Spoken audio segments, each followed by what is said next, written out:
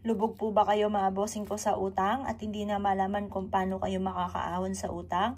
Subukan nyo po ito at makakatulong po itong ating pong sibuyas upang sa ganon kung ano man ang mga kamalasan sa loob ng inyong tahanan na nagdudulot na maraming problema ay maitaboy ka agad mga bossing. Proven po ito na maswerte.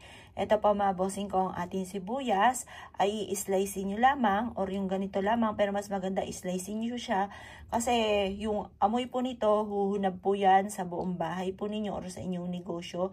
Pwede rin po yan, lalo-lalo na kung matumal, maglagay ka ng ganito, kaya lang tiis-tiis lamang.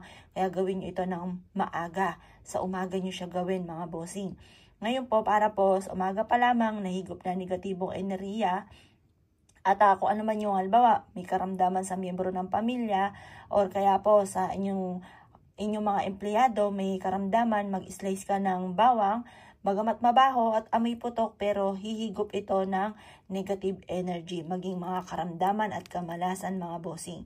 Proven po ito mga bossing. Basta't ikaw ay naniniwala sa mga gatong mga pamamaraan ay hindi imposible na hindi mo makakamit ang inyo po mga pinapangarap. Ngayon po mga bossing, kung ikinaniniwala at naisyo po itong gawin, huwag ka namang patumpik-tumpik pa, makakatulong po ito para kayo po ay i-adya kung saan lagi kayo ay suswertihin.